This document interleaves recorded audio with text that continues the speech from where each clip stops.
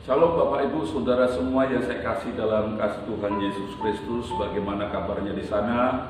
Harapan kami bahwa Bapak Ibu Saudara semuanya dalam keadaan sehat dan di dalam lindungan kasih Tuhan Yesus Kristus. Amin. Pada kesempatan ini saya akan sampaikan firman Tuhan dengan judul Rancangan Tuhan adalah Rancangan Damai Sejahtera. Saya ambil dalam kitab Yeremia 29 ayat 11. Sebab aku mengetahui rancangan-rancangan apa yang ada padaku mengenai kamu. Demikianlah firman Tuhan, yaitu rancangan damai sejahtera dan bukan rancangan kecelakaan, untuk memberikan kepadamu hari depan yang penuh harapan. Kita patut bersukacita karena hari ini satu lagi Allah berfirman kepada kita bahwa Dia memiliki rencana yang indah atas hidup saya dan Bapak Ibu semua. Allah membuat sebuah rancangan yang indah, rancangan yang penuh damai sejahtera. Bahkan ayat yang terakhir dikatakan masa depan yang penuh harapan. Ini suatu janji yang luar biasa, bukan manusia yang berjanji Bapak Ibu, tetapi Allah yang kita sembah. Dan kita tahu bahwa Allah yang kita sembah ini adalah Allah yang berdaulat sepenuhnya atas hidup saya dan hidup Bapak Ibu semuanya. Haleluya. Nah, di dalam Yesaya 55 ayat 8-9 berkata demikian. Sebab rancanganku bukanlah rancanganmu dan jalanmu bukanlah jalanku. Ada hal yang perlu kita pelajari, memahami rancangan Allah yang mulia, rancangan Allah yang penuh damai sejahtera Bapak Ibu. Melalui Nabi Yesaya ini kita diingatkan kembali bahwa hal yang harus kita ingat, rancangan Allah ini tidak sama dengan rancangan manusia. Mungkin kita sebagai manusia boleh bangga dengan sebuah proyek, ya, dengan sebuah planning, perencanaan kita, dan kita menganggap wah ini yang paling bagus rancangan saya. Ini rancangan yang the best untuk masa depan keluarga saya. Ini rancangan yang terbaik untuk anak-anak saya, putra-putri saya di masa depan.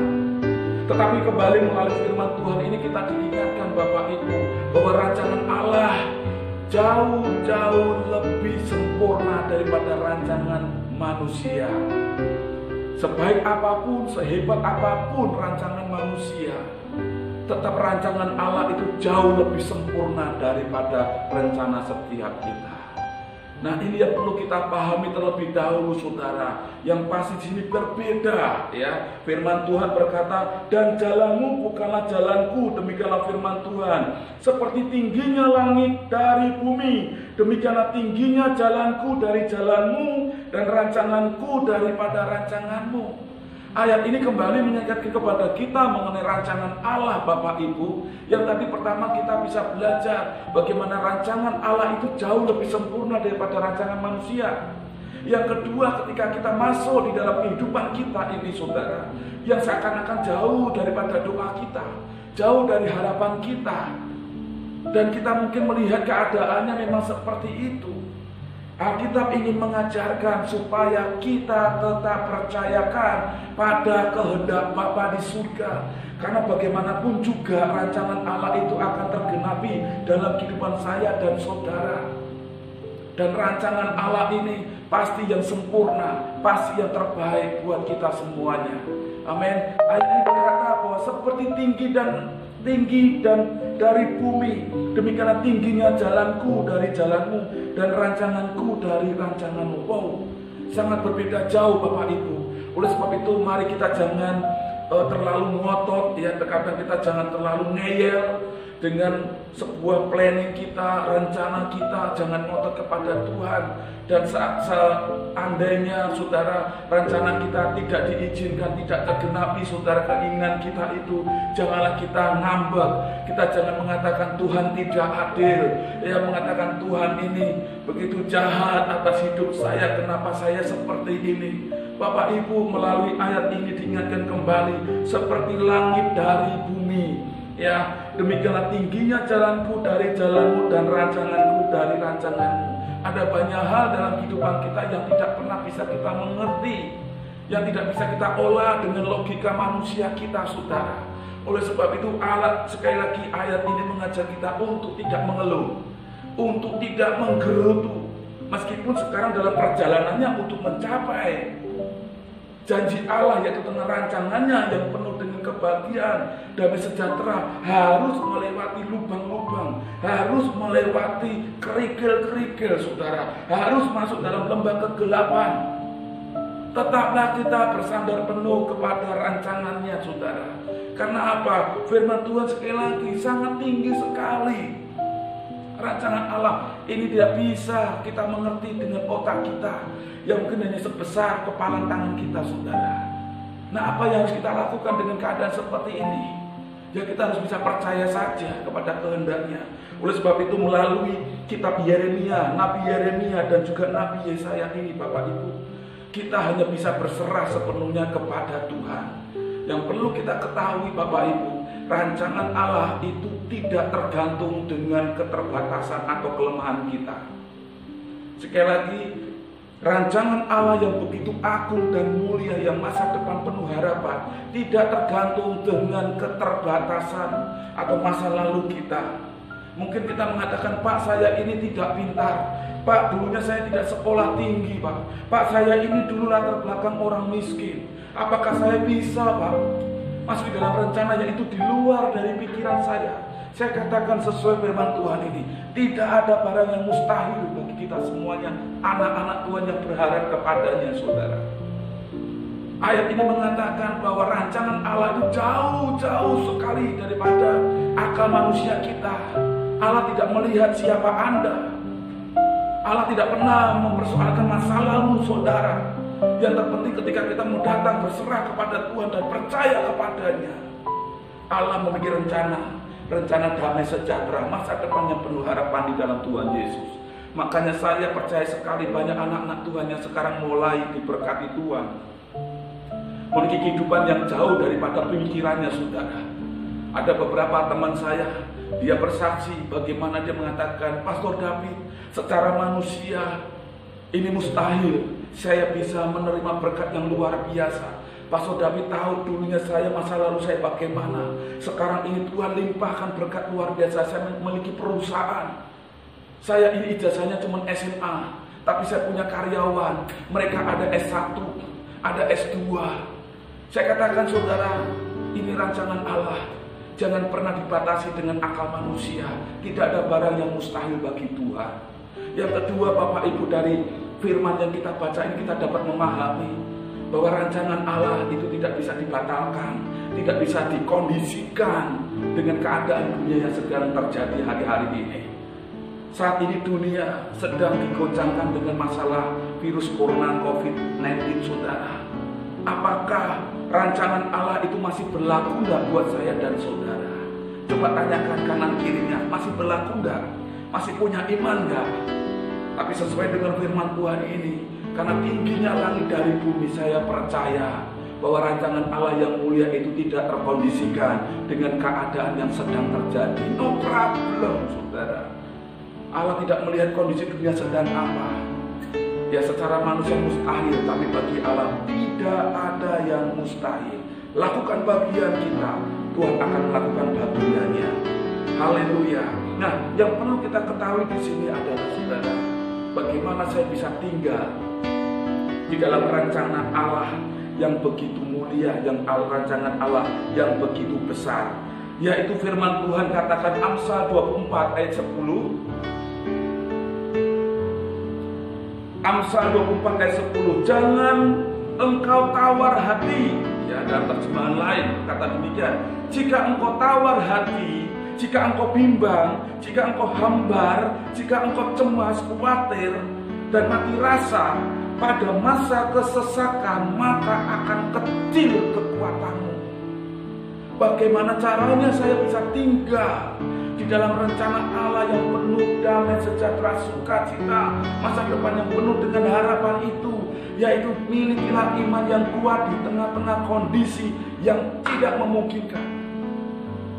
Hari-hari ini saya melihat banyak anak-anak Tuhan yang mulai krisis iman. Mereka mencari zona aman, mencari jalan pintas yang bukan pertolongannya daripada Tuhan. Dalam kondisi seperti ini, kondisi masa sulit, Beberapa jemaat mengalami dampak terpukul langsung, saudara. Masalah ekonomi, penghasilan mereka menurun, penjualan mereka menurun, saudara. Pasien mereka menurun, konsumen mereka menurun. Masihkah kita memiliki iman percaya kepada Tuhan? Atau mulai hambar? Atau kita mulai meragukan pertolongan Tuhan? Tapi firman Tuhan berkata hari ini, jika engkau tawar hati pada masa kesesakan, kecillah kekuatan.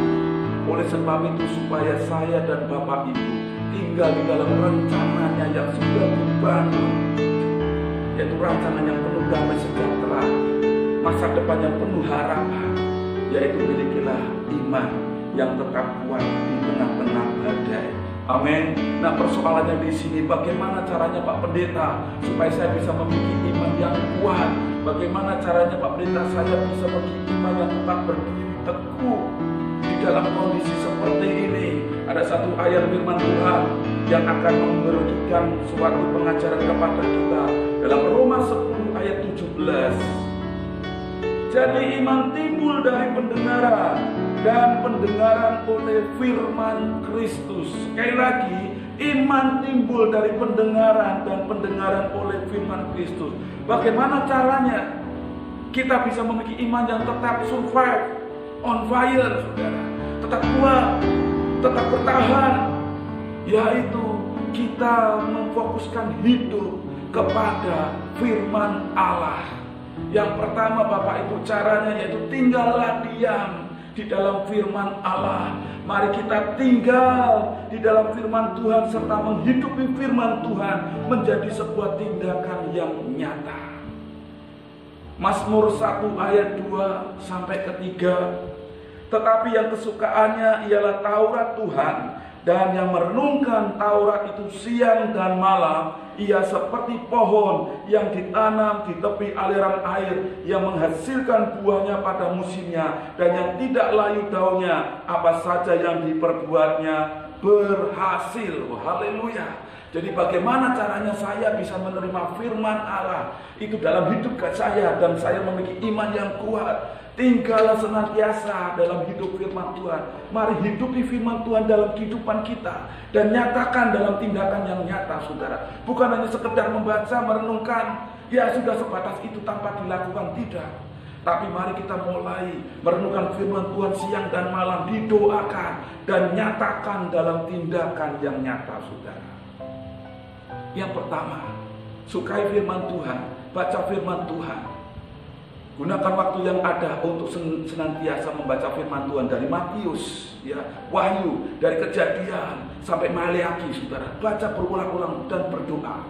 Ya, yang kedua, bagaimana caranya Pak saya bisa memiliki iman yang kuat? Yaitu mari kita melatih mulut kita ini, saudara, jiwa kita ini dengan suka menyembah, suka memuji Tuhan. Saya tidak melarang Bapak Ibu untuk mendengarkan lagu-lagu dunia. Saya tidak melarang Bapak Ibu untuk pergi ke tempat karaoke dan nyanyi-nyanyikan lagu-lagu dangdut, lagu rock, lagu dunia yang lain. Silahkan. Saya percaya itu hanya bisa membantu menyenangkan jiwa kita saja, terbatas sampai di situ. Dan saya percaya sesuai firman Tuhan, iman kita tidak akan pernah tumbuh. Iman kita tidak akan pernah berdiri kokoh ketika kita nyanyikan lagu-lagu dunia. Karena firman Tuhan sangat jelas sekali bahwa firman itu datang, iman itu akan memperkuat hidup kita, iman itu akan timbul dalam hidup kita kalau kita mendengarkan firman Allah. Artinya yaitu kita diam di dalam firman Allah, menghidupi firman Allah, dan menyatakan dalam tindakan sehari-hari dalam wujud yang nyata. Yang kedua, bisa kita bangun mengisi hidup kita, hari-hari kita dengan firman Tuhan, yaitu dengan memuji Tuhan, menyanyikan lagu-lagu rohani. Akan lebih rasanya lain, saudara, lebih hebat kalau kita menyetel mendengarkan lagu rohani. Jiwa roh kita, saudara, itu mulai diangkat, dan itu akan menimbulkan iman kita percaya. Banyak lagu-lagu rohani yang menguatkan iman kita, saudara. Oleh sebab itu, bagaimana caranya kita bisa memiliki iman yang kuat? Mari kita memiliki kehidupan yang senantiasa di dalam hadirat Tuhan, membaca Alkitab, dan suka memuji-muji, memuliakan nama Tuhan. Biarlah kiranya kedua tips ini Bapak Ibu kita bisa memiliki iman yang kuat, supaya kita bisa hidup di dalam rancangan Allah yang begitu mulia. Nah, kesimpulannya, ketika kita melakukan semuanya ini Bapak Ibu, kita akan memiliki iman yang kuat dan tidak lemah. Ketika kita memiliki iman yang kuat, maka sebagai hasilnya Bapak Ibu, yang pertama, kita akan mampu melihat ada rancangan Allah yang begitu mulia di balik keterbatasan, di balik kelemahan kita dan kekurangan kita.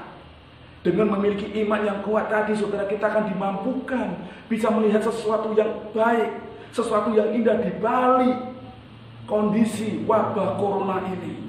Kalau saudara tidak memiliki iman yang kuat, kita akan terjun bebas, atau mungkin kita memiliki iman yang akan mati, saudara. Karena apa? Kita tertimpa dengan badai, dengan angin topan, persoalan masalah yang sedang terjadi hari-hari ini. Oleh sebab itu, mampukan kita untuk membangun iman yang kuat, supaya apa? Kita bisa melihat di balik kelemahan kita, siapa sih saya ini dulu?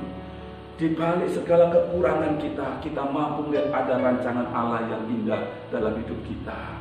Kita bisa mampu melihat rancangan Allah yang begitu mulia di balik masalah wabah corona ini, saudara.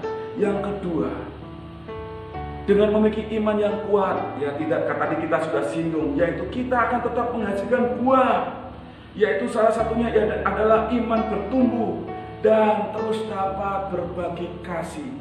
Dengan memiliki iman yang kuat, saudara, kita akan tetap bisa berbuah meskipun dalam keadaan-keadaan yang sulit. Firman Tuhan berkata di dalam Matius 13 ayat 4-8, dan sebagian jatuh di tanah yang baik lalu berbuah. Ada yang 100 kali lipat, ada yang 60 kali lipat, ada yang 30 kali lipat. Masalah boleh terjadi Bapak Ibu, rancangan Allah akan tetap tergenapi dalam hidup kita. Rancangan Allah yang mulia, rancangan Allah yang penuh damai sejahtera dan penuh harapan di masa depan kita. Itu bukan berarti tidak ada masalah, itu tidak berarti tidak ada kesulitan hidup.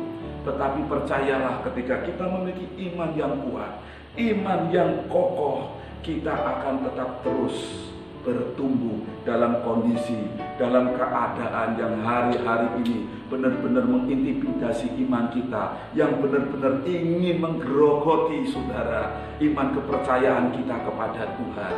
Mari milikilah iman yang kuat di dalam Tuhan. Tentunya bukan karena kekuatan kita, tetapi untuk senantiasa kita tinggal di dalam kebenaran firman Tuhan. Haleluya, puji Tuhan. Demikian firman Tuhan. Biar kiranya ini dapat memberikan kekuatan kepada kita, dan kita terus semangat bahwa Allah punya rancangan yang terbaik buat kita, rancangan damai sejahtera. Tuhan Yesus memberkati kita semuanya. Amin.